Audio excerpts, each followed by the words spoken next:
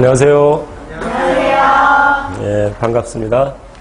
저는 여러분을 공무원 합격의 길로 안내할 최정환입니다. 만나서 반갑습니다. 제가 이끄는 대로 잘 따라와 주셔야 합격에 가까워질 수 있습니다. 간혹 수험생 중에는 왜 정말 시험에 안 나올 것만 골라서 공부하는 사람도 있어요. 그러니까 제가 물조리로 이렇게 비 맞으라고 그러니까 물을 맞으라고 식물에 뿌려주면 식물은 그 물방울을 맞으면 돼요. 근데 막 움직여, 그 사이사이로. 비켜가는 사람들이 있어요.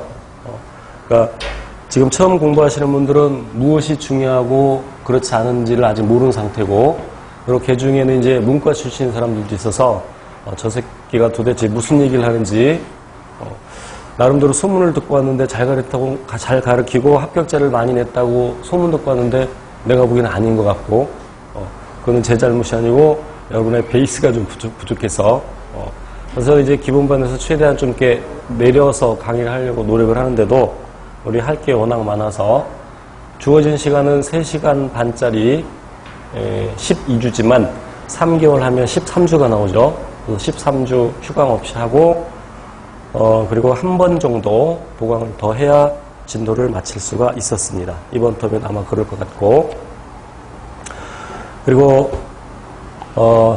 특히 이제 문과 출신인 그 수험생들 중에 생물을 암기 과목이라고 생각하고 그냥 암기하려는 경향들이 있는데, 생물은 꼭 생물이 아니더라도 다른 과목들도 이해를 먼저 해야 됩니다. 물론 이해하라 그러니까 이해만 하고 네 말이 맞아 끄덕끄덕, 그리고 또 암기를 안 하는 사람들이 있는데, 그러니까 제가 말하는 것은 무슨 내용인지도 모르고 무조건 외우라는 얘기가 아니라 내용을 알고 외우라는 얘기죠. 이해하고 그리고 꼭 필요한 것은 암기를 해야 돼요. 그러니까 시험장에서 제가 암기하라고 하는 것은, 그러니까 자기 걸로 소화를 시키라는 것은 이것을 시험장에서 끄집어내서 쓸 수 있을 정도로, 그러니까 어디선가 공부를 했어. 그래서 어느 페이지까지 대충 알아. 근데 그 단어가 생각이 안 나. 그 단어가 생각나야 문제를 풀 수 있는 거야. 이건가 저건가. 근데 답안지를 제출하고 나서 그때 생각이 나죠. 그렇게 공부하는 건 필요 없습니다. 한 문제가 여러분의 당락을 결정할 수 있습니다. 그래서 이해하고 암기하라는 것은 꼭 암기까지. 23 곱하기 46 계산 어떻게 해요? 예를 들어서 뭐 18 곱하기 17. 인도 사람들은, 인도에서는 수학 가르칠 때 20단까지 외우라 그런다네? 우리는 9구단을 외우죠. 이거 외워서 계산하는 사람도 없죠. 우리나라 사람들은 9구단을 외워서 계산을 하죠. 그러니까 요 생물에도 그 9구단에 해당되는 거 반드시 암기해야 될 내용들이 있어요. 그런 것들은 반드시 암기를 하되 선이해. 물론 때에 따라서는 이해가 안 되는 것들도 있어요. 하지만 이해하려고 노력하고. 물론 저도 이해 안 되는 게 있어. 제가 생물학을 전공하고 또 대학원에서 생물학을 공부하고 또 박사과정에서도 생명 관련 내용을 공부했어도 아직도 이해 못하는 것이 있어요. 그렇지만 물론 그런 경우에는 정말 아무리 읽어도 이해 안 되는 경우는 그런 건 암기를 해야 돼요. 하지만 기본적으로 이해를 우선시하고 암기를 하라는 것. 그리고 생물 공부할 때, 생물 아니더라도 다른 과목도 이렇게 수업을 들을 때 도대체 오늘 무엇을 배울지를 모르고 그냥 멍하니 앉아있는 사람도 있어. 개그 콘서트가 아니에요. 개그 콘서트도 그냥 편안한 마음으로 이렇게 그냥 오는 게 아니고, 오늘 무엇을 배울지 적어도 알고 그러니까 어떤 내용들을 배울 건지 예습을 간단히라도, 물론 시간이 있을 때는 한 번 정도 배울 내용을 교재를 전부 정독하는 게 좋습니다. 그렇다고 모르는 내용들은 인터넷 찾아서 막 그렇게까지 할 필요 없어요. 그것은 수업을 들은 다음에 해야 될 일이고, 그러니까 배울 내용들을 한번 읽어보고, 시간이 없으면 제목 정도라도, 3페이지 예를 들어보세요. 그럼 이제 시간이 없으면 그 전날이나 아니면 아침에 생명현상의 과학적 탐구, 그래서 연역적 탐구 방법이 있고 귀납적 탐구 방법이 있고, 생명의 특성은, 그러니까 큰 제목들, 예를 들어 7페이지, 생명의 특성 세포로 구성됐구나, 물질 대사라는 걸 하는구나. 그럼 물질 대사가 뭐지? 궁금하면 시간이 있으면 좀 읽어보고, 물론 전부 읽어보는 게 좋겠지만 그냥 그림 나온 것들 좀 확인하시고, 문제는 절대 풀어오지 마시고, 물론 두 번째 듣는 경우에는 당연히 문제를 풀어오는 게 도움이 되겠지만 처음 수업을 듣는 경우에는 한 번 정도 읽는 것으로도 충분하고, 그리고 교재 앞쪽에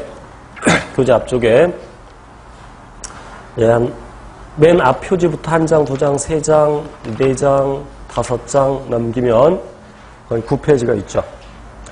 이제 단원별 최근 기출 분석을 해놨는데 이제 전 시도를 다 해놓지는 못하고 이제 수험생이 많은 서울시, 경기도 등등 일부 7급까지 해놨는데 처음 공부할 때 그런 내용들을 본들 크게 의미가 없습니다.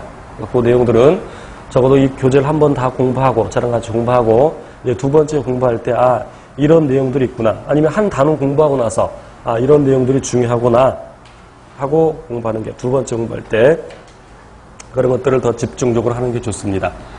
그래서 이제 처음 공부할 때 이거를 이 모든 내용을 다 내 것으로 만들어야지, 그런 욕심을 좀 버려야 됩니다.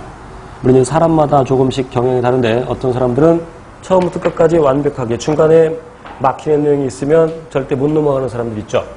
그런 사람도 있어. 꼭 그게 나쁘다는 건 아니지만 제 개인적으로는 효율이 좀 떨어지죠.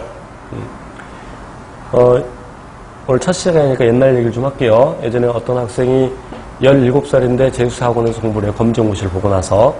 근데 다른 선생님한테 생물 과외를 받다가, 그러니까 그 재수 기숙학원 일주일 정도 방학인데, 한 3, 4일 일주일 방학인데, 그때 와서 생물을 이제 공부하려고. 그래서 다른 선생님한테 갔는데, 다른 선생님은 문제가 하나 좀 막혔나 봐. 사설학원 모의고사였는데, 사설학원 모의고사의 경우에는 물론 이런 거가 직접적인 관계는 아니지만, 어떤 거 굉장히 좋은 문제도 있지만, 전반적으로 퀄리티가 약간 떨어져요. 혼자 내지는 둘이 출제하기 때문에 약간 그 사람만의 어떤 편협한 그 지식이 들어갈 수 있어. 그래서 그 선생님이 그거를 분명하게 하지 못하니까 그 학생이 이제 집에 와서 막 엉엉 울었대. 그러니까 선생도 답답하고 자기도 답답하고. 그래서 이제 그거를 내가 버튼 터치해서 내가 가르쳤는데 내가 보니까 이 문제, 이 부분이 잘못됐어. 근데 그 선생님이 그게 안 되는 거지. 이 부분은 문제를 보자마자 여기가 잘못됐네.